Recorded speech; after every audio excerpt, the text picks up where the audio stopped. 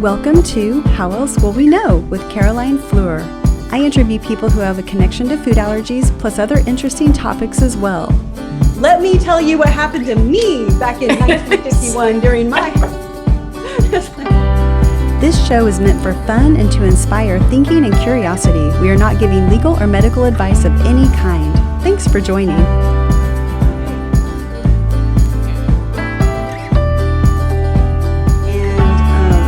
You don't know what's going to happen.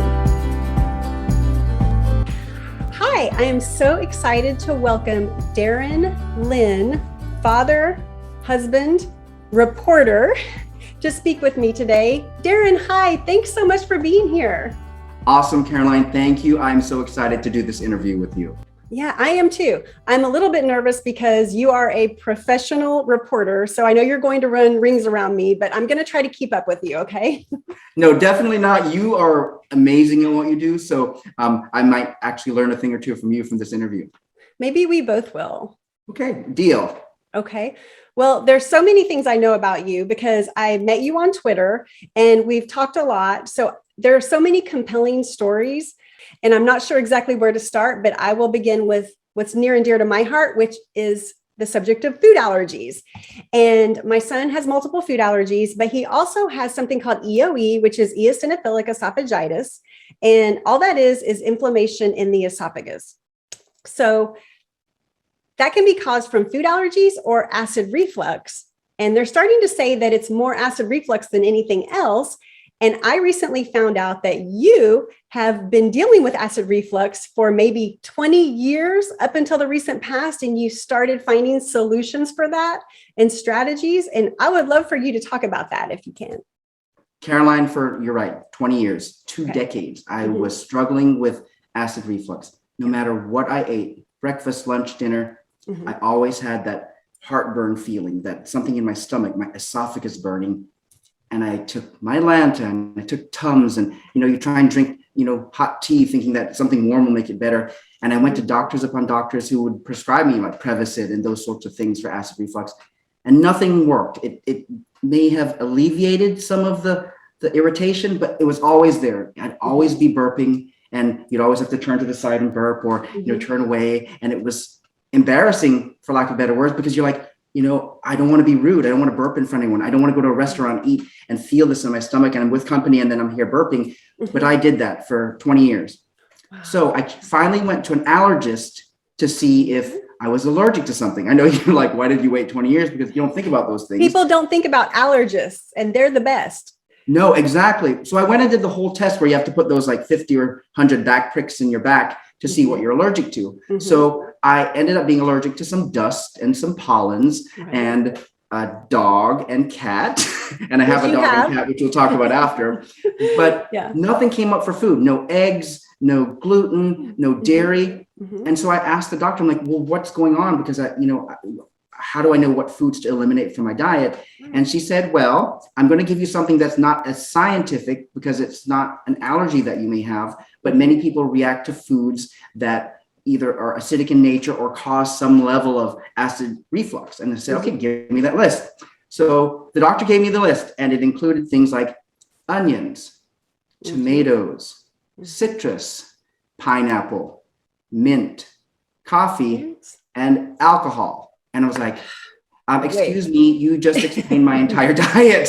So I was like, what am I going to do? And she said, well, it's like when you're a baby, you introduce the baby to a new food every week and find out A, if they react to it, B, if they like it. And I thought, oh gosh, so I have to eliminate everything? She goes, yeah, if you don't eliminate everything, then you're not going to know what on that list you might have a reaction to, or it might be negative towards your body. So I got rid of everything. So literally I went down to basically, water, rice, and bread. I was wondering, I was like, so you should get at least 3 or 4 things that you can eat only. Water, rice, bread. Yeah, I did a purge. I purged everything out of my system, drank a lot of water because I thought you get your system just erased from everything. Was that hard to cold turkey break yourself of just everything you're used to eating? Oh yeah, I'm a pig, Caroline. I want to eat. I want to eat everything. I'm like the all-you-can-eat buffet guy who's like elbowing people out of the way. And like, I'm gonna get all of the crab legs before you touch them, kind of thing. Yes. So the fact that I wasn't able to eat anything, and I wanted to make sure that my wife Lori and my son Logan, that they were eating, and so I would like watch them eat, and I'd be drinking some water.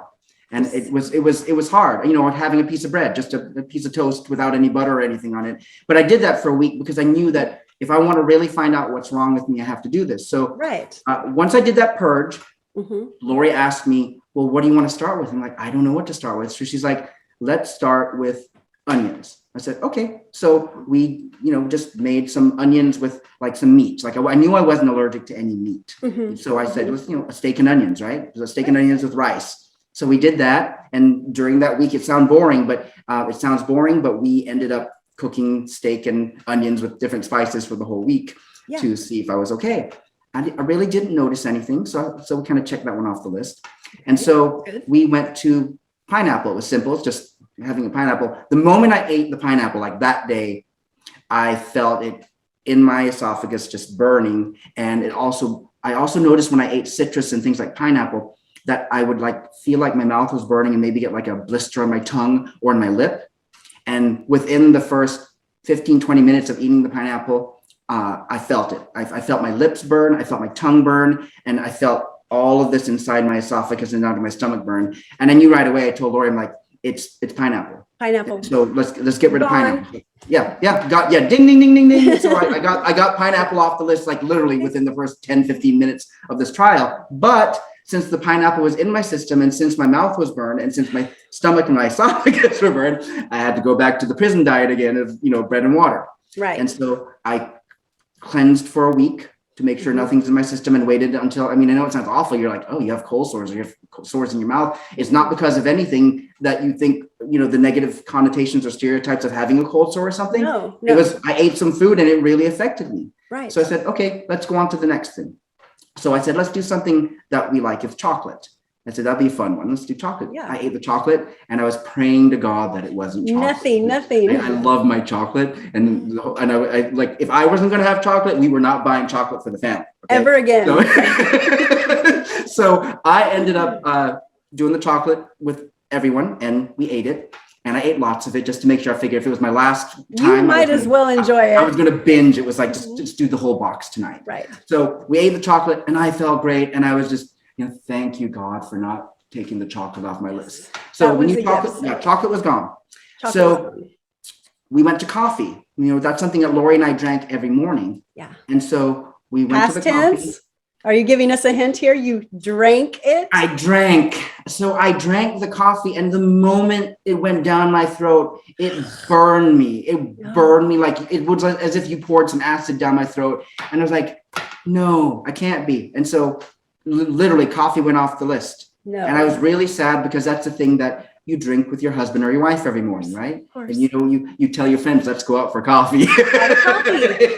So I'm going to tell my friends, let's go out for water. Yeah. So that was kind of a sad one because Lori and I have drank coffee together for our entire relationship, and so that's 20 plus years. And so coffee was off the table now. So again, since I already felt that burning, I had to go.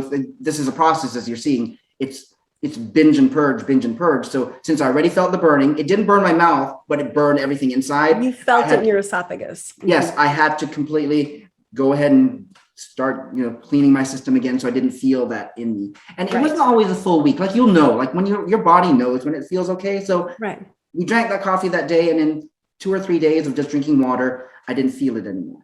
So then we went on to the next thing, and one was easy, was mint. She had a mint plant outside, and we had some mint tea. Drank some mint tea. That was easy. That was like good. Like mint tea, I'm like, couldn't you have perfect. Mint tea is good. That's allergic to coffee. So then we went to citrus, and we have in the back, we have lemon trees and orange trees and kumquat trees, which are citrus. And so we said, let's go in the back and pick some kumquats and start eating them. And lo and behold, citrus is on the list. And citrus is in just about anything. You drink your orange juice. It's in everything. Yes. When you make a dish like a pasta dish, and you do like shrimp, and you squeeze the lemon on it. Right. All of a sudden now, just from that simple going to the back and eating citrus, I realized I couldn't eat that. So we took that off the list. And again, the same thing like the pineapple, I got the burning of my tongue and my lips and inside my mouth. So I waited about a week again to clean my system. We went to tomatoes, and I know the reason why I'm leaving tomatoes for the end or near the end. Yeah. Is tomatoes are just technically about in any dish, spaghetti, pizza, jambalaya, etouffee, any of those things, any of those soups that you want, or minestrone. And so I thought, salsa. Okay, yeah, but the thing is, we had bought, it was during COVID when we were testing, or right before COVID, we were testing all this stuff. And so we had bought a whole bunch of tomatoes because there was a farmer's market sale. And Lori and I bought 2 crates, like literally like 15 pounds of tomatoes. And so we had begun making gazpacho. We were thought, oh, this is going to be great. We're going to have all these tomatoes, we're going to make gazpacho. So I started eating the gazpacho and I felt it right away. But I looked at her and I said, look, if I know that I'm allergic to this and I know this is going to pain me and it's going to hurt, let us eat this gazpacho like we are kings and queens, done, because I'm never, ever going to eat that again. So I ate gazpacho with her for that week, every day, for every meal until it was done. Mouth burning, stomach burning, smiling, smiling, esophagus burning, taking my Lanta and the Tums, because I knew that it was my last hurrah with tomatoes. So I did that, and then we basically said no more tomatoes in our diet. So during that trial period of all these foods, I think we encompassed everything, and I'll get to the alcohol after, but Lori's like, well, don't you feel like we can find some alternatives to do like some kind of tomato-based thing without tomatoes? I'm like, right, I guess so. Yeah. So she came to me one day and she's, I found it. I'm like, okay, great. What is it? She's like, well, you make it out of canned beets and canned carrots. And I looked at her, I'm like, no. I'm like, that's not And she's like, can you at least try out? We're always in the philosophy, you have to at least try everything once. And if you don't like it, you can say, let's not do it. Yeah. I said, okay, let's do it. So she went online and found this non-tomato recipe, because apparently if you go online, you'll find out that a lot of people have these tomato and citrus, and it's not an allergy, but the reaction for the reflux that you're talking about. So she went on and she found this recipe with canned carrots and canned tomatoes, and you put like oregano and some other seasonings in it. And you go ahead and cook it up with actual chicken to get the chicken stock in it. So she did that, and it smelled really good. It looked weird. It was more of a purplish than a red. Yeah. And when I tasted it, I felt like I was eating like a chicken cacciatore. Really? And that's so great. It was the most delicious thing. So I'm glad I didn't just throw it out the window and say, no, I'm not eating carrots and beets. Right. So she made this for me, and I said, but I feel I'm missing the tomatoes, like the chunks of tomatoes. Yeah. And she goes, I got that with you. She already chopped up a red bell pepper. Yeah. And put it in and stirred it around, and it looks like tomatoes. So it's trying to like fool your brain into saying you have you have a spaghetti sauce that's tomato-less, but it looks like it has tomatoes in it. Yeah. So that is now our thing. I make that with jambalaya. I make that with spaghetti. She she makes a big batch, and then she freezes it in Ziploc bags into portions for me. So that way, when I cook for them, they can have the tomatoes and all the different things that go with it. And I take out my little Ziploc bag and put it in the microwave. And so, I'm cooking 2 dishes, but now I can actually eat spaghetti and meatballs while they're eating the real spaghetti and meatballs. I'm eating the faux spaghetti and meatballs. And the same thing with the jambalaya. I'll cook a pot of jambalaya for them with the real tomato stuff. And then I'll cook my little portion with what's frozen for me. So we found a way to make it work. That's great. I mean, and also the most important thing is, once you change over to that, as long as you don't go back and eat the other one, you don't know anymore. This is what it is now. And it's great. Just don't accidentally eat the other thing, because you'll remember, no, that was really good. And it's no accident. Grandma's friend made a lasagna actually just like a week ago. Yeah. And Lori's like, you gotta taste her lasagna. And I'm like, but the thing with me with my, and she's like, well, maybe she says to me, well, maybe it was just that time, or maybe it was just that thing. And I'm like, okay, I'll try it. And I ate the lasagna, and it was the most delicious lasagna I've ever had. And the moment I ate it, my stomach was burning and my esophagus was burning. And I said, thank you for telling me that, I should try something. But honestly, I know that if it really has tomatoes in it, I can't eat tomatoes. Right. And as much as it was delicious, like you said, I've been living without acid reflux now for nearly 2 years, a year and a half, like I said, right around COVID. That's And so to know what that feels like after 2 decades of living with it, yeah. I feel like I was given a second lease on life in terms of enjoying things. And even though I have to avoid foods that I love, I realize that I can still eat and I can enjoy myself. And I don't have to have a dinner with you and your husband and your family and then feel embarrassed because I'm burping all the time. Because I remember this now. It was almost like a habit, burp. And it was terrible because it wasn't because I was, inconsiderate or rude or impolite. Right. It was because my body was saying, you're poisoning me This is not and good. I got to get it out. So the last thing was the alcohol. And I was, kind of like the chocolate. I'm like, please don't be alcohol. Please. Well, I found, there's so many different types of alcohol, beer, wine, the liquors and all that stuff. Right. A lot of it just depends on what it is. I can drink one wine and be perfectly fine. I can drink another wine and the moment I put it in my system, I feel it. Same with beer. If a light beer usually doesn't bother me, but if I drink one of those heavier, darker beers, all of a sudden I feel it. So it's like, I know what I need to balance. So that was kind of like the middle of, well, I can have some, but I can't have these, but at least I'm grateful that I can have some. And I kind of made my list of what I can have and what I can't have. Yes. So learning to live with this is kind of similar to people who have allergies, as you know. It is very. You have to know how to pick and choose your food so that your body doesn't react, so that your body doesn't rebel, and that your body doesn't shut down. And so now that I've done that, I am grateful to have this life that I can actually still eat foods, maybe not the same foods that I used to, but thanks to my doctor, my allergist, thanks to Lori, really looking to find alternative meals that we can cook, that I can eat, and we can still eat together. And even though I'm cooking 2 different things, at least I have that option. I live a life that I feel like I have a new lease on life. I really do, that I can eat all these wonderful foods and not have to worry about feeling sick, having to take all these medicines that don't necessarily work. And like I said, like being in public and burping and feeling like I'm doing something wrong. Exactly. And I don't think everyone realizes that, because it used to be all the time, but once in a while, people will say, that is so sad, for your son that he can't have all these different foods. And I say, it's actually not, because he feels great. He doesn't want those foods. And now, he's in high school. It's a lot easier, but he's not tempted to eat those foods because he is the one that has to pay for it if he eats it. Now, peanut, that is serious. That could be life-threatening. The other ones will make him sick. Sure, so, definitely, exactly. I know that I'm fortunate because mine wasn't something that could cause a serious reaction where you have to go to the hospital or could possibly die. But I do understand the situation for allergies. I told you I'm allergic to dog and cat, and I have to take you have to take those over-the-counter medications, which aren't the same as having a EpiPen or something like that. Right. But you realize you still have to do something to counteract what you're allergic to. So I can't imagine having a serious allergy like a peanut allergy, which so many kids and people in America have.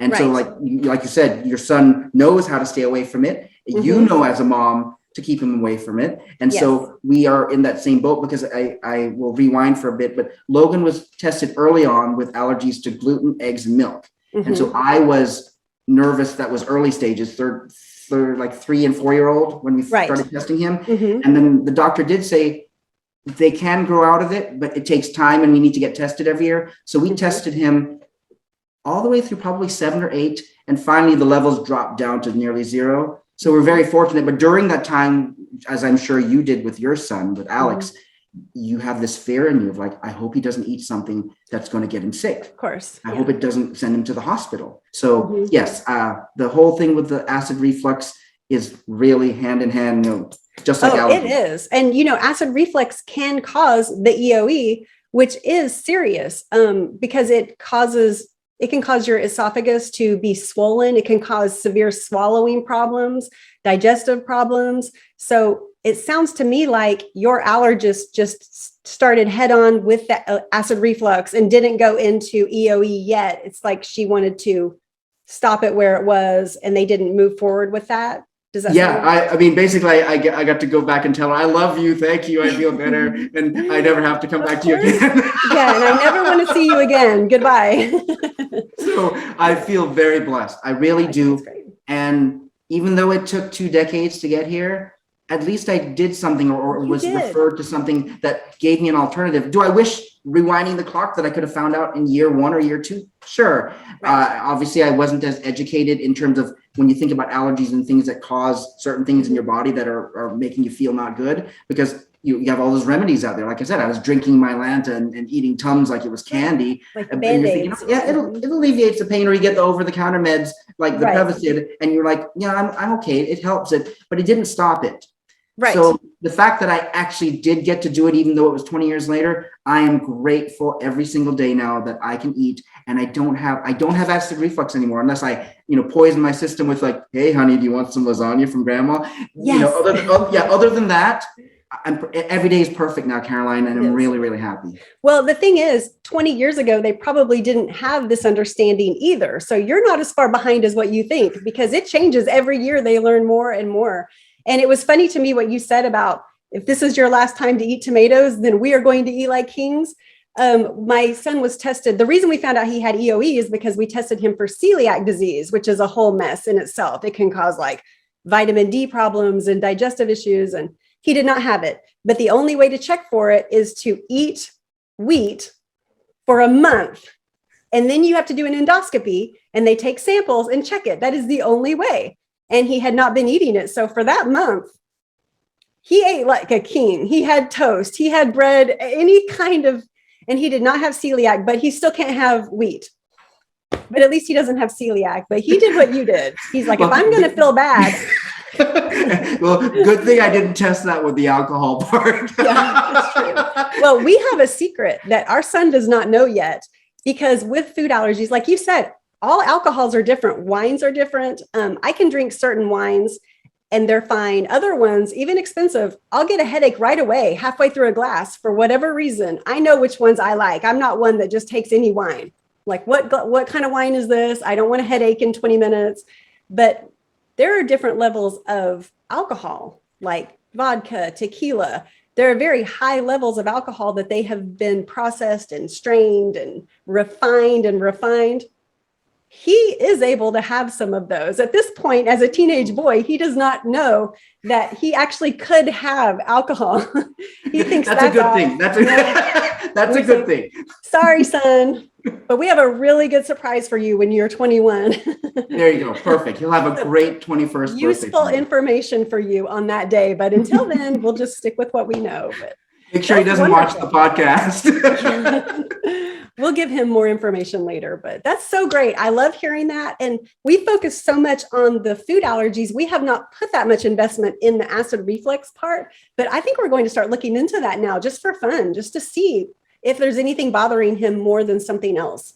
So I'm excited about trying that. I'll let you know what happens. I'm excited too, because as you know, I sent you the list, and obviously I told you the list that I went through, and there could be more. So anyone watching this, ask your allergist, ask your doctor, or go online and search. I know online has everything, but see if there are foods that you normally eat. And if you take them off the list and then put them back on and find that you're feeling that, then maybe it's unscientific, but at least it's something how your body reacts. And then you'll be able to make life better for yourself with the things that you eat.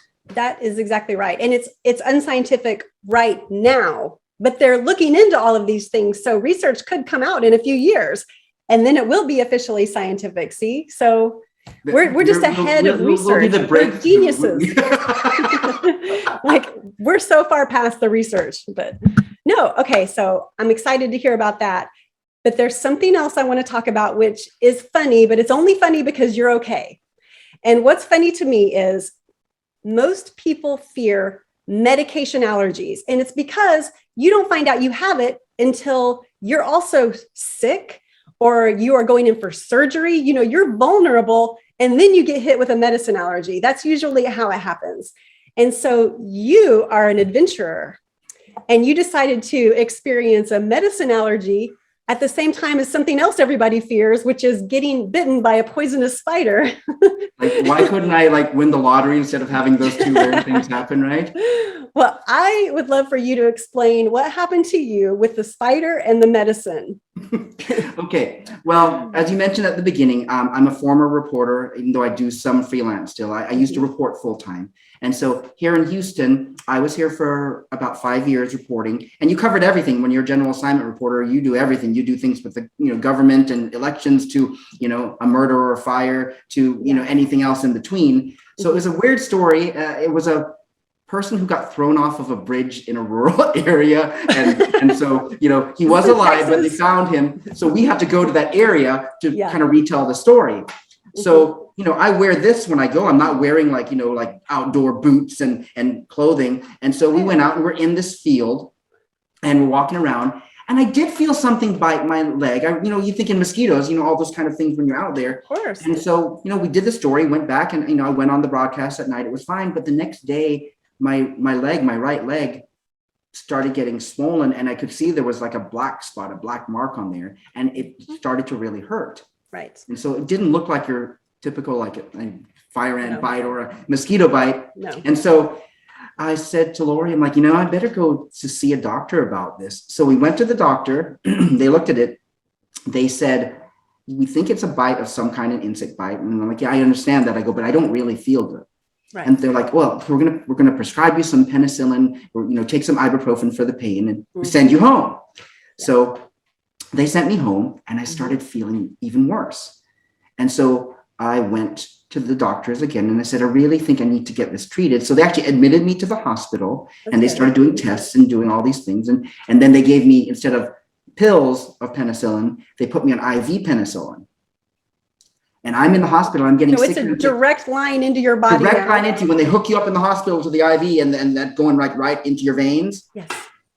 And even in the hospital, I started feeling not good. And I was like, I really don't feel good, and this isn't working. They're like, we're going to give you this IV meds. We're going to stay here overnight, and then we're going to give you more.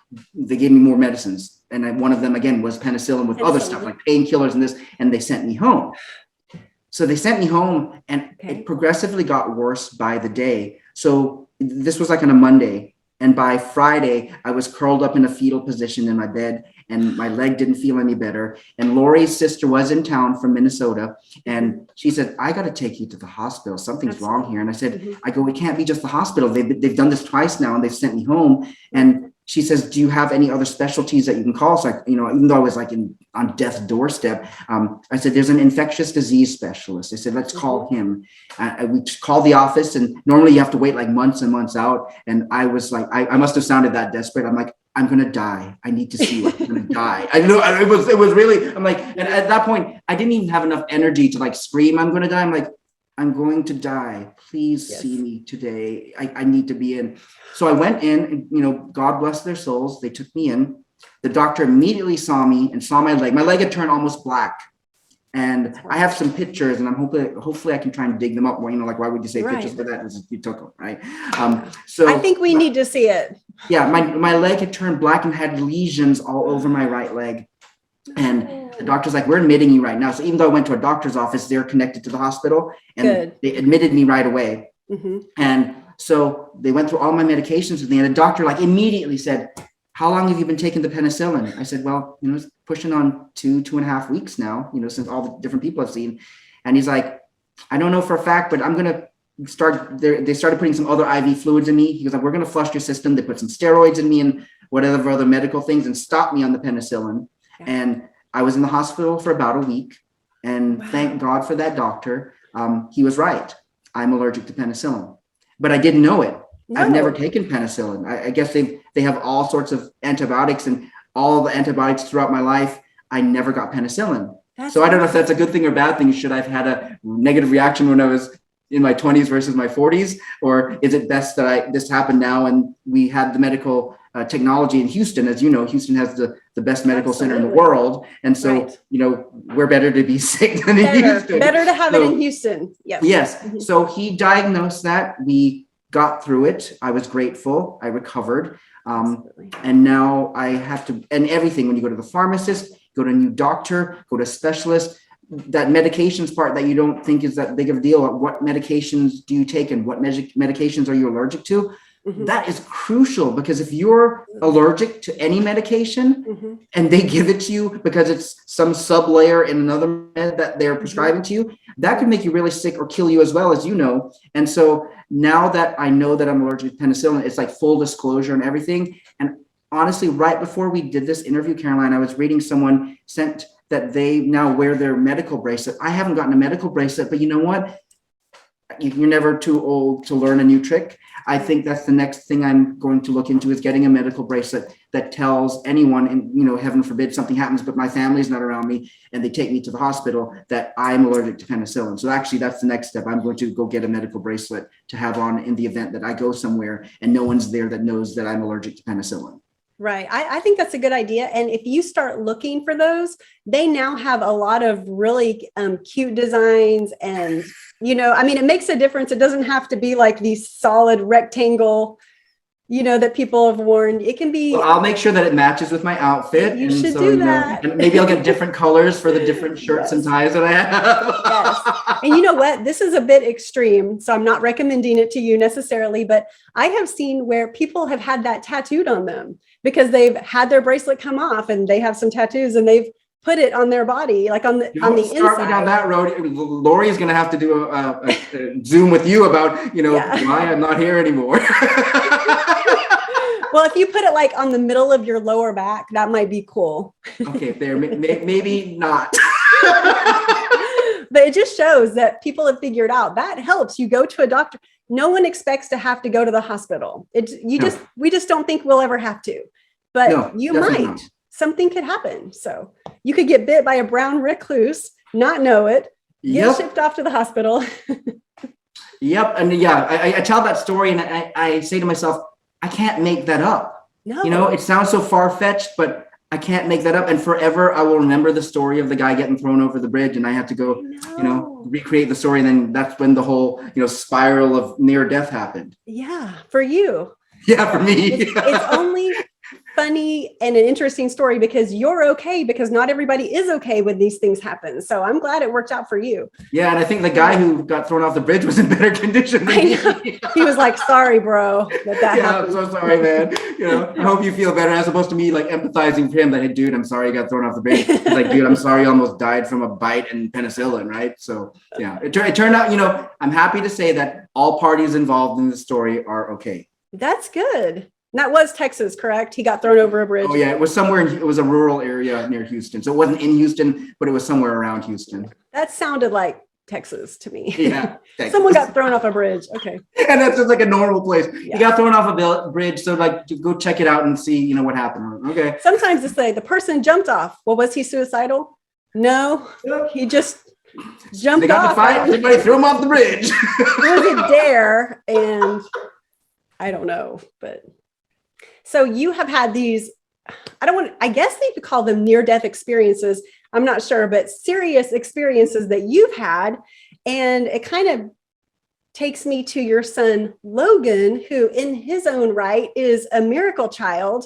He's been through so much and you wouldn't even know it. I didn't even know at first. I'm seeing all these exciting things he does. He plays tennis. He plays the piano. He loves science. He's a great kid. And yet, his start was rocky. He had a rough beginning. And you said before you were a full-time reporter. And at this point you are not. You are a full-time dad and you do part-time reporting. And this all goes back to Logan. Would you feel comfortable sharing with us what happened with Logan when he was born, his beginning? Yes. In 2010, we were expecting twins. And when Lori was at about 23 weeks, she got admitted to the hospital because the doctors had said she was suffering some things that may not be normal. Well, I didn't know what that meant. But I was working in Atlanta at the time. I know that sounds crazy, but I had a job as a reporter in Atlanta. And so I was commuting back and forth from Houston to Atlanta like it was, you know, I was taking the United Continental flights like they were like Metrobus. Right. So I took her to the hospital on a Friday to admit her. And I said, are you going to be okay? Because I don't need to go and do this. I can tell them that, you know, we're having, no, go ahead. So I flew out on Friday night after taking her to the hospital. And then Saturday we touched base and everything seemed fine. And then Sunday, I get a call from the doctor, literally like right before I was supposed to go on to my noon newscast over there. It said, Lori is going under serious complications right now, and we need to do an emergency C-section, or else she's going to die. And I was like, what? And so they're like, you need to get on a plane and get back to Houston right now. And so I did my thing for my report, and during the time I called to get my ticket straight to get to the airport to come back to Houston. Well, when I got back to Houston, everything had already happened. I mean, by the time you get on your plane and come home, it was 4 or 5 hours later. Of course. Lori had the emergency C. She was in critical condition in the ICU. Our daughter Lily had already passed right after being born, and Logan was in critical condition in the NICU, in the neonatal ICU, in an incubator, one of those little incubators, and. It was the most traumatic thing ever. And so when I got to, my best friend had picked me up from the airport and took me straight to the hospital. And I went to see Lori first, and she was already out. They had her on all these meds, and she was, already incapacitated. And so then I went to go see Logan, and it was the scariest thing ever, because I knew it was my son, because that's what the doctors tell you. But since he was at 24 weeks, he was basically a fetus in an incubator. His eyes were fused shut. His skin was translucent, so you could actually see his heart beating through his skin, through his chest. Everything was still in the fetal position, when you're like this. No facial development, like I said, the eyes weren't even open. And he looked like a science experiment. And it was the most frightening thing ever. And then he was only 1 pound, 6 ounces, and he was about 11 and a half inches long. So literally, to this day, now that he's healthy, we call him our little foot long hot dog. But he literally was smaller than a foot long hot dog. And he was hooked up to all these different, wires and everything that with intubation, because it was lung development. And usually at 24 weeks, there really isn't a lot of lung development. So then to switch over to Lily, his sister who passed, Logan weighed 1 pound, 6 ounces. Lily only weighed 8 ounces. There was no lung development. They couldn't even intubate her. The doctor told me everything that they did. I got to see Lily's body. It was traumatic and scary. I'm not going to lie to you.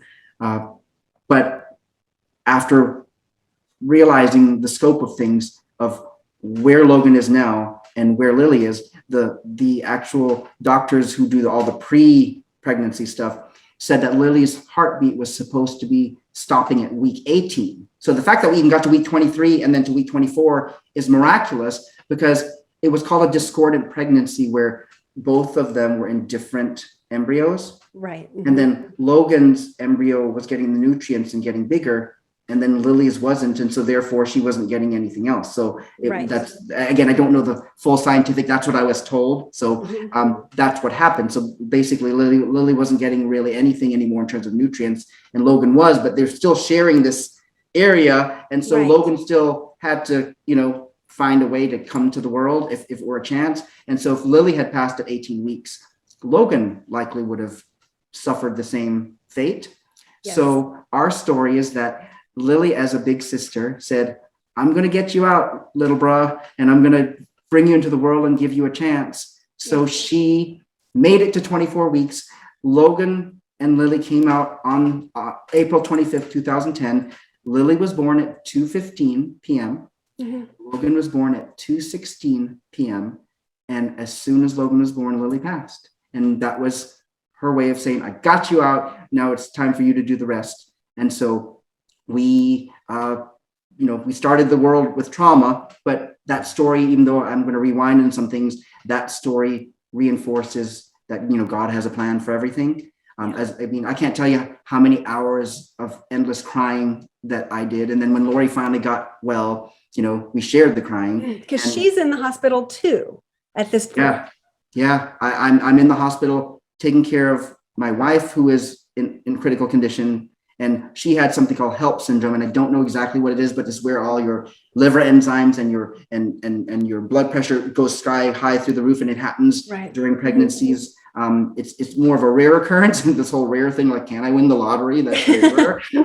And so you did with Logan, so so Logan was my lottery. He was. So So Lori was in the ICU, Logan was in the NICU, and I was dealing with Lily having to get, funeral and burial services and things like that. And that's another thing too about a family who loses a child at birth. You have to mourn. And so we made sure that the doctors and nurses brought Lily's body to us for the few days that it was going to be staying before she got cremated, so that we could mourn and we could cry and we could, face that together and find some sort of healing and closure. And so to this day, Lori thanks me because she was in the ICU when I made all these decisions, because they were like, we can cremate now. And I said, no, I want Lori to see her. I don't want her to go into life and not knowing that she had her daughter. Right. So as much as it was traumatic and it was scary and it was sad, it was also very important to have this closure. And I think that's why today, I know you've known me just through Twitter, but even doing this, like, I feel happy every day because I know Logan is alive because of Lily. And I know that Lily basically got to say her goodbyes to us, even though she wasn't alive, and that Lori got to say goodbye to her. So all of that gave us closure that, yes, something awful happened. And I think about Lily every day and I wish she were here, but I also know that we got to say goodbyes. As much as we shed the tears and had the mourning and the grief, we got it out of us. And we know people who haven't had that opportunity. And to this day, they regret it because they never got to say that final goodbye. But then once we got that part of Lily's life down, we were, Logan is the priority. Right. So absolutely. Logan became our everything, which is where we are today. That going through that experience and then having to go through Logan's growth stage at the beginning, especially when he was in critical condition. He came home after 4 months in the NICU, and then he was home for nearly a year and a half in home quarantine with a big oxygen tank that was like a big missile. And he had it felt like miles and miles of cords around the house to keep him on the oxygen. Absolutely. And then an apnea monitor to alert us if his heart stopped. You think about that as a parent, you have to have this machine on your kid in case his heart stops. And, we had to go through that. But now that we see where Logan is today, we're grateful for everything that we've gone through, even though much of it was traumatic. Right. That's exactly right. And it's just so touching to me to think that, it's like she hung on for him. So we still call Lily his guardian angel to this day. Yeah, I'm sure she is. He knows her story because a lot of people were like, do you tell Logan about Lily? I'm like, yeah, he's known about her. There's nothing to hide. There's nothing to be ashamed of. It's part of his life, and so I think that's a really important thing because Logan went through the first 5 years of his life. Well, that first 2 years was kind of a given. It was critical. You got to get better. But then from ages 2 through 5.5, he underwent developmental therapy, physical therapy, occupational therapy, and speech therapy. Right. And so I must have taken him to, I can't tell you how many thousands of appointments, doctor's appointments and therapy sessions during the first 3.5 years of after he was out of this home quarantine. Right. And that was a lot of work, but now I realize why all of these therapies exist, because at first you're like, I got to go to another therapy. And it's kind of, I'm not going to lie to you, it's tedious. It's tedious. You have to make appointments. You have to go to them. You're driving across town or driving to the med center to get these things. And you spend most of your time on the road. And then when you get there, you have two choices. You can sit in the waiting room, which a lot of parents did. And I look back at that, I'm like, why would you not want to go in and see your kid's therapy? Or you go into the kid's therapy and you take your notes, because the therapy is only 1 hour a week. And then you got to go home and practice these physical things, these things. Right. Logan didn't talk in terms of true conversation until a little after 5, like 5.5 to 6. He was only parroting. So you and I would say something, hey, Logan, what do you want to eat? And he'd be like, well, what do I want to eat? What do you want to eat? And that's all he would do. He did that. And so we were like, oh gosh, what's going to happen to him? And we went through these therapies, and you've talked to him briefly, but this child is so eloquent, and he, I always say he takes after his mom. That's not true. It's both of you. Yeah. So going through all those allowed him to be where he is today, where he's now, he went from being in the special ed department for speech therapy and developmental therapy to being in the gifted program. I mean, we're blessed. We thank God every day, but to see that go from one end of the spectrum to the other end of the spectrum as a parent, I'm to say I'm speechless, I know that's not possible, but is as close to speechless as possible that he has done so well in this short period of time. He's now 11, and from 0 to 11 and 5 and being maybe in the middle, 5.5. Right. The first half of his life was full of just trauma and working to get him to be, at least on par. And then the last 5.5 has been the most joyous time of our lives. It's been the most amazing time because he is so healthy and he is so smart and he's full of life and full of vibrance, which is contagious, which is why I'm always that way. I mean, I realize that we've been given a gift and Logan is our miracle. He is. And I mean, I completely relate to that because my son's food allergies were so severe and it was almost unheard of at that time. Now it's totally different. We took him to dozens of doctors. I lost count of how many doctors trying to figure out what was wrong with him. And they didn't know, even though now it's just so obvious because so many more kids started having them. But back in his day, he was sick and he was in speech therapy. He was falling behind and he did developmental therapies because he was sick. And then when we finally figured out he had all these food allergies and they weren't coming out like people previously thought, instead of the rashes or anaphylactic reaction, he was ill. He felt terrible. He was 1, 2, 3. He's supposed to be doing all this development. And instead, he's sick. So a doctor told me he has so much inflammation from all the foods he's eating that it's almost like if you're sick, but you have to go to work because you can't miss for whatever reason, you can get through the day, but you're not very productive.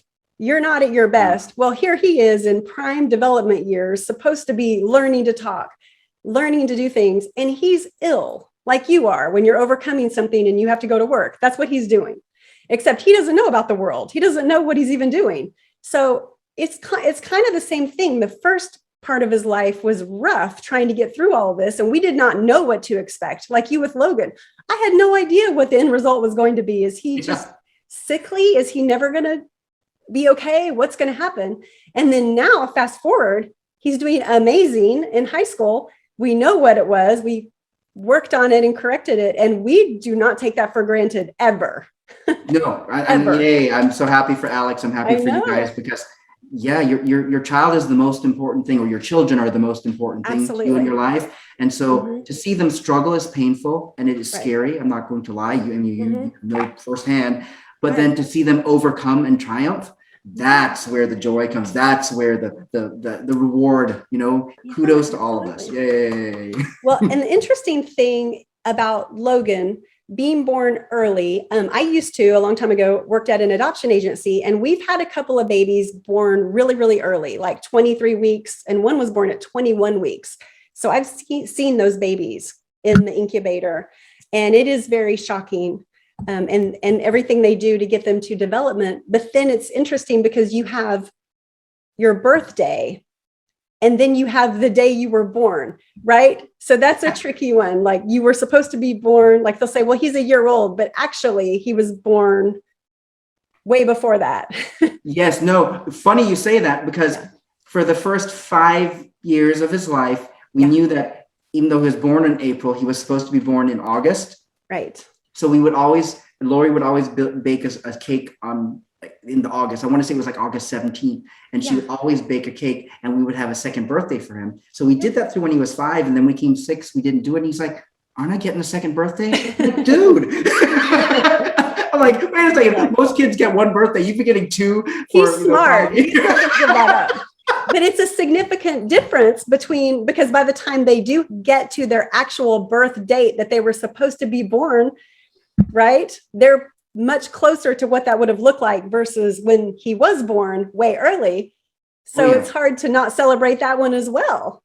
Oh yeah. And that's the thing too about, you talked about development. Right. There's this rubric that, the medical community has that when you're age 3, you should be doing this, or age 5, you should be doing this.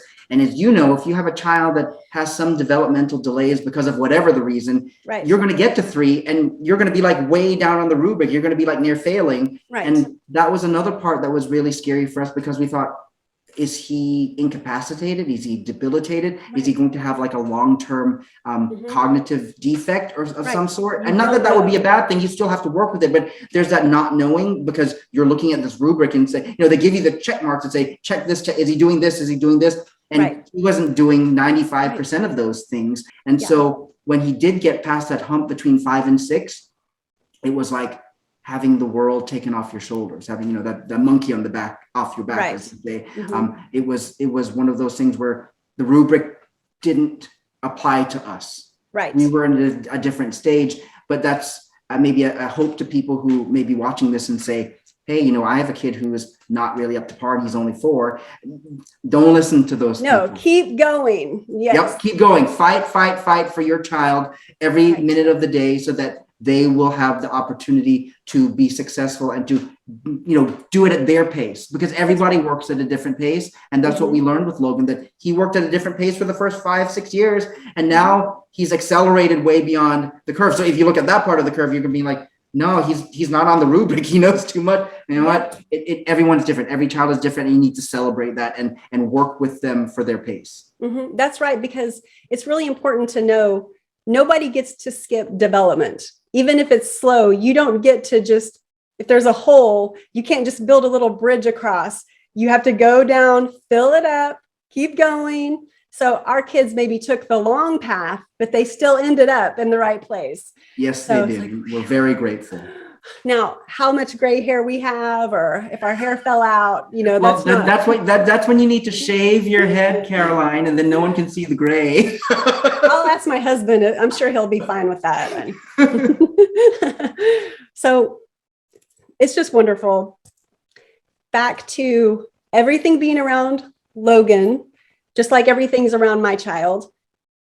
You're also an author, but a lot of authors have a plan. They have a book. Sometimes for years and years, they wanted to write. They wanted to get their novel out. But your path has been different. Even with becoming an author, you had a different strategy and motivation with that. And can you share that with us? Yes. Going to Logan's development, from 2nd and 3rd and then 4th grade, right before COVID, I was involved in a program called Real Men Read, which is basically having dads come into the school and reading to certain grades just to give them a male role model, because, you know, there are many kids out there, the dads are working all the time, or single parent families where the mom is basically everything. And so they wanted to bring in a male role model to do that. So I went in, you know, for 3 years, almost 3 years, and read every once a month to the kids. Yeah. And when Logan got into the end of 3rd and beginning of 4th grade, that's when he began reading more of those chapter books. Yes. And they're longer than the picture books and those things, but they're not quite yet a novel. Short chapters. Yes, short chapters. So I started writing a book for him in 4th grade, but then COVID happened at the end, you know, March of 2020. And so the book wasn't fully completed, but I wrote it. And then during the summer, when everybody was in lockdown, one of my friends, she's an author here in Houston that I met through Lori's school, because this author would come in and read her books that she did to the kids. And so Lori got her information and we became friends. Her name is Kathy. Okay. And so Kathy told me during the summer of COVID, where's your book? What's with your book? And I said, well, it's written, but it's, you know, I had Logan read it, and she's like, you need to do more with it. And I said, what do you mean more with it? She goes, you should try and get it published. I'm like, I never thought of that. So she introduced me to the Society of Children's Book Writers and Illustrators, called S.C.B.W.I. Yes. They have chapters all around the country. Right. So I signed up to the Houston chapter in August, September of 2020, right? Like right when the lockdown was still in place. Right. And so I started attending the seminars and they had some workshops and, you know, some like local conventions that you would do virtually. And I started realizing, I mean, I wrote the book, but I have so much revision to do. So the first draft of the book was nearly 50,000 words, which is truly a novel length book. Right. But when you know, they're teaching you things that you probably should have learned in, like, you know, junior high and high school, but character arc and, you know, conflict and all these different things, you know, your minor characters and oh my God, I was like, there's a lot. It's a lot. I have a lot of work to still do. You have to rewrite the book now.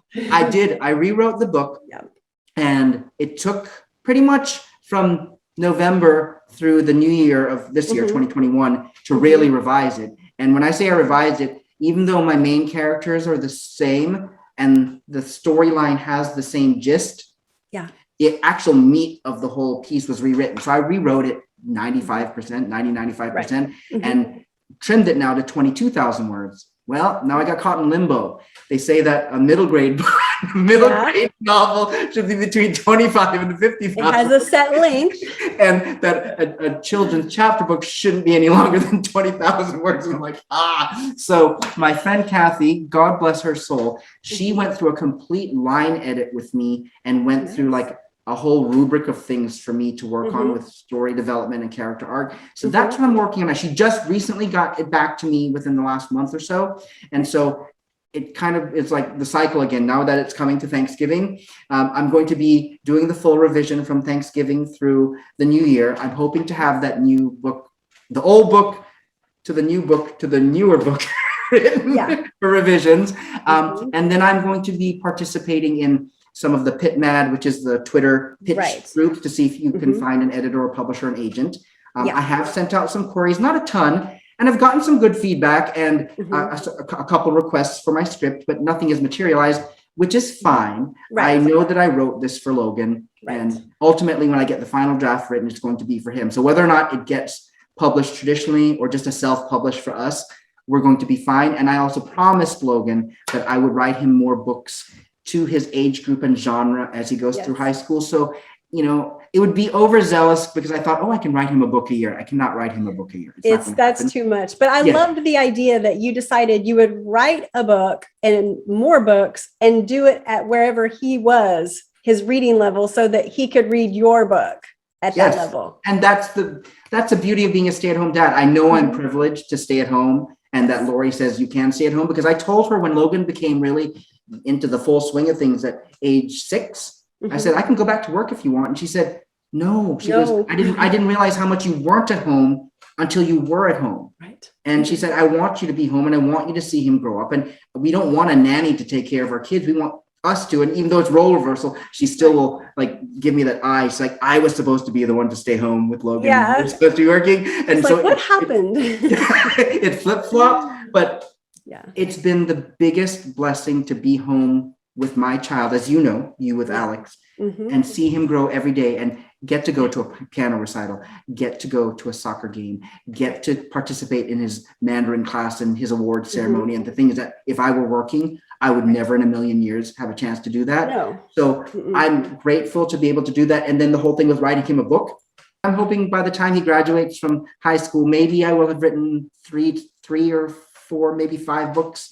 I don't know. I know that could be overzealous. Maybe it's just going to be 2. But I'm hoping that I will be able to write more books for him. And S.C.B.W.I is the most amazing group that I've been a part of. They have these local conventions that are right now online and Zoom versus in person. And they have a national convention, one in February in New York and one in August in Los Angeles. We were both virtual this year, but I did pay for the admission and attended the seminars, and I've learned a lot. So I will continue to be an active supporter of S.C.B.W.I, regardless of whether or not my book gets published, because they've taught me a lot about what I need to do as an author, but they've also shown me about kindness. I mean, complete strangers who say, I want to help you get better at writing. I want to help you with your querying. I want to help you with your pitching. All those are strangers that I've met over the past year through S.C.B.W.I and through our Twitter threads with the writing community. And it has been amazing. I wouldn't have met you, Caroline, if it weren't for the fact that I wrote a book, that I joined S.C.B.W.I, and that they told me that you need to get a social media presence because authors need a social media presence. So if I'd never done any of those 3 steps, you and I wouldn't be doing this interview right now. So I'm very grateful for S.C.B.W.I. You know, it's funny because I've heard great things about the organization, and I feel the same way also about Twitter in general, because when I decided to write a book, and of course I made mine have a character with food allergies, because I felt like people need to see what it's like in a family with things happening and someone has a food allergy. And I kept hearing that I should go on Twitter. I should have a Twitter account.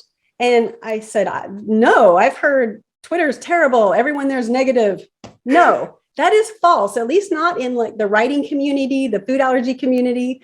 I met Allergic Living there, which I ended up writing articles for them. I feel like these organizations and social media have so many benefits of connecting you with other people that can help and be part of your journey, and how you and I met that way.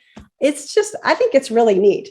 Still be guarded. There are interesting people on there once in a while, but 99% are good. No, you're right. Everything, nothing is 100%. Forget about saying it's Twitter or this or that. Yeah. Whatever you do in life, it's not 100%. You have to be still a responsible adult and vet your sources. You and I wouldn't be talking if we didn't vet it with our husbands and our wives, right? Right. I mean, you want to make sure that you have a safe and trusting environment, because technically we're strangers until we actually get to talk to each other, like in person, and not just in sending a text or a tweet, right? So when you actually talk in person, and you're like, we vetted this, right? And you can't do it to everybody, I get it. But if you feel a connection like we did, and look at all these things we have in common, then why not, right? I mean, social media it's social media. And so we've become social. And during COVID, there was nothing to do except social media. It's not like we were going out to the bars or going out to the restaurant, right? We weren't.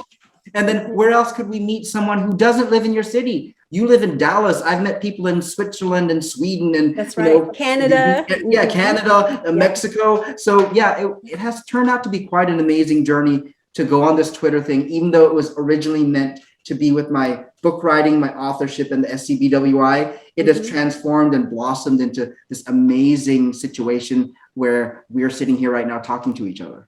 I totally agree. I'm really grateful for it as well. And I think having things in common, one thing that also linked you and I is we discussed, we were both former struggling, maybe currently workaholics before these things happened with our sons, which took all of our attention. And I just think in a way it almost saved us if we had been allowed to move forward working however much we wanted to work, because it was so fun, right? And like you said, we wouldn't have been at all the events, we wouldn't have been there. And now the appreciation for family and life and just normal living is very high on my list. And it seems like it's high on your list now. What do you think about that? I agree 100% with you. Yeah. I was a reporter for somewhere around 20 years, about 2 decades. Right.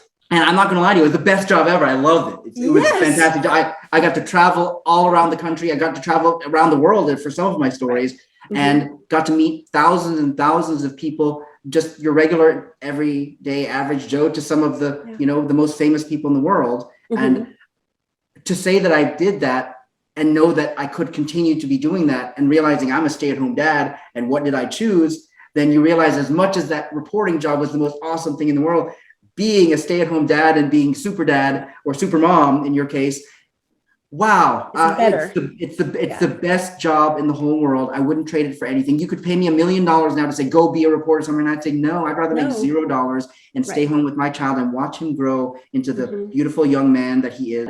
But I loved what I did. I mean, I worked hard. I went to Tulane University in New Orleans. I got my first job behind the scenes as a producer and assignment editor in Gainesville, Florida at the ABC station there many, many moons ago. God, I'm old. Then I went to Chicago. I got a lucky break when Chicago started a 24-hour news channel in Chicago back in, it was the early 90s. And I went there to be also a producer, but I wanted to be a reporter. So because I was the producer of my own show, and it was on the weekend when nobody was there on the weekends except you, after my shift, I would take one of the photographers and we would go out and shoot our own stories.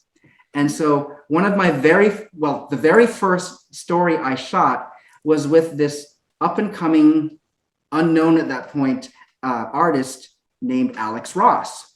Okay.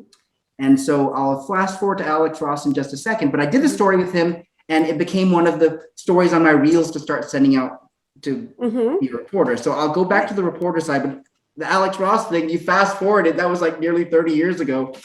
And I looked, there was a thread on my Twitter that said something from Alex Ross with this beautiful, like Spider-Man artistry. And I'm like, I go, is that Alex Ross that I interviewed back in Chicago all these years ago? So I sent him a tweet with the story. I was able to find my story and get a friend to copy it because I had old school like DVD. Can you get it somehow? Try to get it on a link. And I sent it to him and he said it was him. And Logan just freaked out because Logan's like the biggest Spider-Man and Marvel fan. Yes. And so now Alex Ross is on my Twitter follower. And it's like, I'm like, holy moly, that my very first story that I was trying to break through as a reporter is the guy who's like the face of Marvel now. Like, he is the reason why Marvel exists. And, and back then he was the secret weapon. Now he is the nuclear weapon. Like, he is everything that is Marvel. So I'm very tickled when I think back at the very first story I did was with one of the most famous artists in the whole world. That is amazing. Yeah, it was pretty cool. But not knowing that, then I had to go through my journey and work. And you work and you go to places that you never paid your dues. But what do you think would be maybe your most fun or most exciting assignment that you had as a reporter that you think back, like, I'm so excited I did that? When I was in Madison, Wisconsin, the Air Force would make tours around the country with their Thunderbirds, which is their fighter, their flying group. The jets. The jets, the F-16s. And so they would come through and do a media tour to let them, the media know about all the different careers in the Air Force, in the military, that it's not just about flying the jets. You need engineers, you need, technologists for this, that, and the other, like all these different things. But then they would choose someone from each station to go fly with the Thunderbirds. Right. So I was chosen by my station to fly with the Thunderbirds. And I was like, wow, it's like a dream. Like, I always wanted to fly a fighter jet. You see Top Gun and you're like, of course. Yes. Yeah. So we went through a 2-day program where you went through the whole safety. You have like a G suit to make sure that the blood doesn't rush from your legs, to squeeze your fists so the blood doesn't rush away from your brain, and to know where the eject button is in case. Whoopsie. So I flew with the pilot. It's a training jet, so it has 2 seats in it, one for the real pilot and one for the guest. Okay. So I flew as the guest, and that day I was the only person flying. So instead of getting a 15-minute flight, I got a whole hour with him. Wow. And he took me on the flight of my life. He started with a vertical takeoff, which is when they basically get on the runway and then go like a rocket ship. And then he's like, look down. And you look down and you're like, oh, I feel like I'm taking off on like the MTV rocket ship taking off. Like, well, you're in Houston, NASA. Yeah, in Houston, we have a problem. But back then I wasn't in Houston, but I went on a flight with him, and it was the most amazing flight. And then they took a photo shoot. And so you'll see the pictures where I get to be in my suit, my Air Force suit, and I have my hand on the cockpit with my name on it. They put the decal of your name on it. Yeah. And then I got to take a picture with the entire crew, the pilot and all the engineers that people worked in it. We did like a little V formation in front of the F-16. And I got to take a picture with them. And I would have to say, in terms of the most memorable story I did, that was it. So it was, to this day, I'm still psyched about that. It's awesome. Now, did you pass out or get sick or anything during that? They have something called a 9G pin. And for anybody who goes on a flight with them, they will actually do a 9G pull where they take the jet and they turn, like, I don't know exactly what the technical term is, but they do the turn where you're getting 9 Gs of force on your body. Yeah. And if you can survive that without passing out, they give you a 9G pin. Yeah. So I remember the training. They're like, pump your fists, let that G suit work with you and do all your might so that you don't pass out and don't throw up in the barf bag. And so I remember when he did the pull, everything started like turning like camouflagey, like graying out a little bit. I'm trying to keep my eyes open. And he made the pull and he said, you survived your 9G pull, so you're going to get a 9G pin. So I did get a 9G pin, but I lost it at some point. No, you'll probably find it.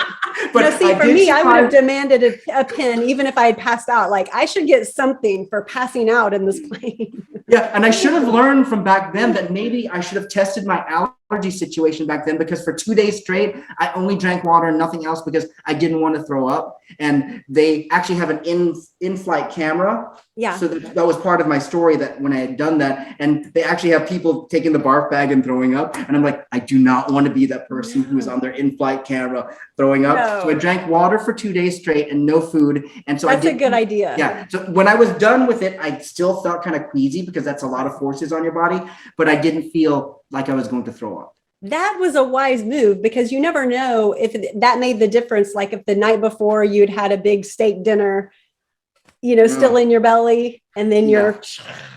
Well, I know the beauty of this, Caroline, is that we can talk on all different levels. I was in Hawaii a long time ago, and a friend of mine took me to this really great sushi place for dinner. Yeah. Yeah. But then later that day, for lunch, and later that day, I was supposed to go parasailing. So here I am with this great sushi dinner. It was great. And then, 2 hours later, I'm on a boat going out to get on a parasail. Yeah. And I go up in the parasail. It was cool. But then I got back in the boat, and I'm really not good. I'm a motion sick kind of guy. So I didn't feel bad until I got back in the boat and we had to drive back. And then the water, I started feeling the water, and I'm like, I don't want to throw up in front of all these people. There's all these different people. It's the worst. Throwing up in front of an audience. We got back to dock, and I think I could have beat Carl Lewis in the 100 meters because I made it to the bathroom so fast, and the yucky stuff happened. But that's the same sort of thing. Like I ate something before something really, traumatic on your body to be, have these forces on you, and I got sick. So yeah, the whole Air Force thing by having that is kind of you don't drink and you don't do anything but drink water if you're going to go on something that's a ride. That's where wisdom comes from, because you do something, you realize you made a mistake, and then the next time something else happens, you correct it. You're much more wise, and it really benefited you because going parasailing is not a crucial life event, but the other one was with the F-16s and doing all that exciting stuff. So you picked correctly which one to make the right choice. Now you are a part-time reporter because your main purpose and job is to be Logan's dad. But you have been doing reporting because I saw a report out of Houston on Haitian refugees when that crisis was going on. And it was really interesting. I was really impressed with how you handled it because it was a very difficult story. There was a lot of stress. It was a crisis. It's a hot button in the media. And you had that story that you reported, and you also were on top of the hurricanes that were going through Texas. So how often do you do these stories part-time now? That's a great question, Caroline, because I don't know how often they are. It's a really strange story. I stopped reporting in 2010 when Logan was born. And then really for the next 6-7 years, I didn't do any reporting because he was my priority. So in 2017, a Hurricane Harvey came through the Texas Gulf Coast, and I was sitting in my living room watching the water in our neighborhood just rise tremendously and like covering our streets. And I get a phone call from one of my former colleagues who says, hey, I got called to do something for Sky News in Britain for the hurricane, but there's a company called TRT World News, Turkish Radio and Television Network based out of Istanbul. And they called me to ask me to do something, but I can't do it. Would you be able to do it? And I'm like, what? And so I'm like, I'm sitting watching the water in my boxers and a t-shirt on this call saying, do you want to go cover the hurricane? So I know. So I was like, okay, sure. I guess. Why not? So gave me the number. I called them and they said, we need you to go out for like 3 days and do 3 different stories, all tape, nothing live, but we want you to go out. So they hooked me up with a photographer and we went out for 3 days, and we saw the devastation firsthand, and it brought me back to all the memories of all the natural disasters and tragedies that we've covered, whether tornadoes, hurricanes, those sorts of things. And I did that for 3 days with them, and then life went on. And I thought, okay, it was a nice little cameo to do after all these years. So nothing took place. And then when COVID hit in 2020, it'd been 3 years. I got a phone call from them again, but apparently it was a brand new set of people. And they said, we have you in our contact list for Houston. I'm like, what? You actually have a contact list for Houston, and I'm probably the only person and you're on it. on the list. I'm on the list. So that summer in COVID, they wanted me to cover the spike in the hospitalizations in the ICU for our hospital system in Houston because they were over capacity. And then there were, I think, 2 different hurricanes during that season. So they kept calling me to do some stories, and literally I'm in my kitchen like I am with you, and they're getting video from all the different affiliates in different places and are sending me wires of research, and I'm doing my own research, and basically I became a reporter all over again, like a real reporter that does live stuff, that we're doing a face-to-face interview with the anchor and just asking and answering question answer. Yeah, we're talking like 4, 5, 6 minute interviews, which never happens in local news. But when you're doing a world news, you can have that breathing room to do these interviews. Right. So they've kept me on their docket. And so during the presidential election of November of 2020, they asked me to cover the state of Texas. So I did that for them all night. Experience, as you talked about, is a key to how you live your life. A lot of my friends were like, you haven't reported and done a live report in a decade, and you just went on and talked. And I'm like, that's a good thing about having experience and never shutting up, which is me. Like you can just get on and just talk about anything, and especially things that I know about. I know about hurricanes because when I covered local news, that is all I covered was all the hurricanes that hit Houston and Galveston. That's what I did. Hurricane Katrina, Hurricane Rita, Hurricane Ike. I covered all those. So covering all these hurricanes now was just like us riding a bike. You just get on it and you ride. And then the situation with the Haitian refugees, I'm originally from Jamaica, which is a Caribbean country. And my parents' plight to immigrate from Jamaica to Canada first, because you couldn't get into the United States. And then you had to get your citizenship in Canada and then get your green card to come to the United States before you could apply for your citizenship. Okay. All of this went through my brain. And so even though I have information on what's going on and they give me all that and they have all the video, I also know that it's something that I personally can connect to. And I think that comes back to experience. If you experience something in life, no matter what it is, whether it's an activity, whether it be a social issue, whatever the case may be, if you have a connection to it, it makes it a lot easier to talk about it because you have the experience to know what this issue is and what the subject is. So I think that's one thing that they've found with me is that hurricanes are easy. Elections are easy because I did that local news as well. And even though they didn't know anything about my immigration history, they're probably realizing that if there's an immigration story in the border, they're going to call me. Yeah, they should call you. So that's what I've done. But you talked about paying your dues earlier. I did pay my dues. And the short nutshell is Gainesville, Florida, I was a producer and assignment editor.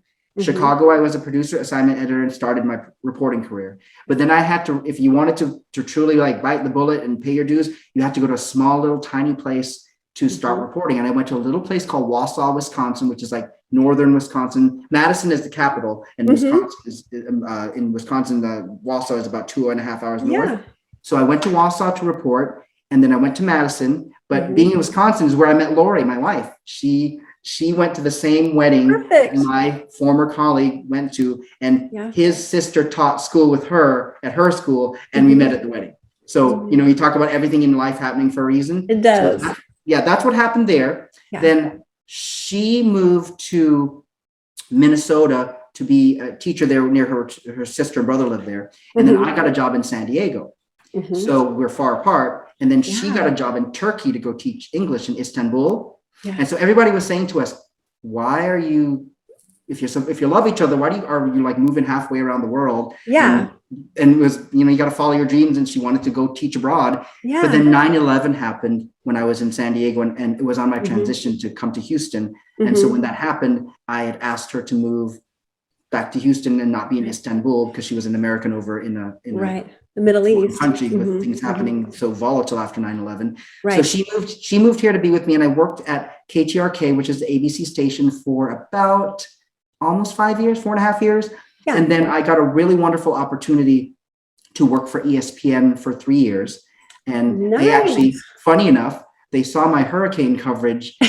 But yes, I know everything connects. I was covering the hurricanes from my ABC station, but then ABC News for Good Morning America and the Weather Channel needed a reporter. So my station basically subletted me out to them. And so I was doing all these national reports, and somebody at ESPN was watching me and said, I really like this guy. They contacted me and said, do you want to go cover news about sports? And I'm like, what? Yes. So I signed a 3-year contract to go work for them. And I did. I had a beautiful time there, and I covered some really cool stories. That's awesome. And I went, after I got back from that stint, I got offered the job in Atlanta after I came back. So, but I got to stay in Houston the whole time. So we've been in Houston now for 20 years, but I didn't have to move from our house for I've worked 3 different jobs in this 4th freelance job that I've been able to stay at my own house and commute or, do the job from home. My entire 20 years in Houston, we've lived in the same house the entire time for 4 jobs now. That is great. And what's funny is your last, or close to one of your more recent reports, was the hurricane, and it was actually going directly toward your house. You were in the direct path of it, and you Yes. could report on it from your house. You've been out of 22. Didn't have to worry. We could get all the hurricane rations. We could plan everything. You could board up windows and then still go and report, So Like, in fact, it's outside my window right now. look outside. So yeah, that's one thing. Houston seems to be like a magnet for the hurricanes. So even though it may not hit here, it's coming here at some point up the Gulf, and it may turn. And unfortunately, poor Louisiana and New Orleans usually gets the turn. But Houston is always in the path in some way, shape, or form. But I feel very fortunate that I've been able to still be the full-time dad, which is my favorite job. Priority. And then still be able to do a report every now and then for, for me, it's fun. I'm helping out a company that is based in Istanbul, and they want someone in America to cover something in this region, and I'm here. So I feel why not? And then if I rewind one last thing of anything, you talked about my F-16 journey. One other caveat of doing reporting is that you get to meet all these different kinds of people on the level of famous people. Right. So I have a claim to fame that I have met the 3 most famous MJs in the entire history of the world. Okay, what MJs? I've got some in mind. In 2004, I met Michael Jackson. Okay. Michael Jackson came to town to see his attorney and was going to one of the malls to the Build-A-Bear to buy bears for Paris and Blanket because they were younger back then. Right. So our station had a friend who worked at the same law firm, and they told us to go there. So I got to go and see him. They blocked off the mall. I went and got to shake his hand, and before anybody could do anything, I made sure I got his autograph on my reporter notebook. So that was the first MJ, which was really cool. Second MJ, when I started at ESPN in 2006, the NBA draft was in Charlotte, and Michael Jordan was now a partner for the Charlotte Hornets. So even though I wasn't covering the story, I was going there since I just started to kind of see how their operations work. I got to go and meet Michael Jordan and shake his hand and say hi. I mean, it was like a 15 or 20-second thing, but it was he is my idol. I was in Chicago working when he won his first three-peat, and so he has been like the ultimate of all time athlete. Everything that I always looked up to. The greatest of all time. Yes, greatest of all. He is the GOAT. The GOAT. I met him, and it was the coolest thing. And then the final MJ, it was rewinding back to Houston right before I left for ESPN. Magic Johnson from the Lakers came to Houston because he had opened some initiative to help socioeconomically challenged youth to have a way to find jobs and get post-education if they didn't have their high school degrees. And so we went to a groundbreaking ceremony, and I got to shake his hand and meet him too. So I got to meet the 3 most famous MJs in the history of the world. That is my claim to fame. And were they all nice, cool people? Oh my heavens. Michael Jackson, I know people have all these stories about him. He shook my hand and had this just like demeanor about him he was like a little kid, and he was happy and he had a smile on his face. And that's how I remember him from all the videos that you watch, from MTV. You watch all these videos of him being happy and smiling. And that's how he was, very polite. Michael Jordan, it was a brief interview, but I mean, not even interview, it was just a meeting, like shaking his hand and saying hello and introducing myself. And he was just, just polite and a gentleman, and just for someone to be your idol and for him just to shake your hand and look you in the eye and say, nice to meet you. Acknowledge you. Yeah, acknowledge you. It was a dream come true. And then Magic Johnson, I kept up with his career when, back in his heyday. And since we actually had to interview him, it was a different process because we actually interviewed him. Yeah. And so I actually got to have a dialogue with him like you're doing with me right now. And again, just the most polite person. Amazing. And his trademark was his smile, that Irvin Magic Johnson smile. Right. That is etched in my brain. When he did the interview and when we were done and we shook hands and he had that cheek to cheek Cheshire cat smile. That was Magic Johnson. So yes, all 3 of them met and exceeded all expectations of meeting people that you really admire and look up to, and for lack of better words, idolize. To meet people like that and realize that they are kind and caring and compassionate human beings. It reinforces your sense of society has bad, but it also has really good. And then when you meet the really good, you kind of take a breath and go, and sigh, like, I'm really glad that they all were that kind of person, the nice, kind, smiling people. So yeah, I'm very fortunate they were all that way. That is so cool. And it's funny because I bet you had to put that out of your mind during the interview. Like, don't think about the fact he's flashing the Magic Johnson smile.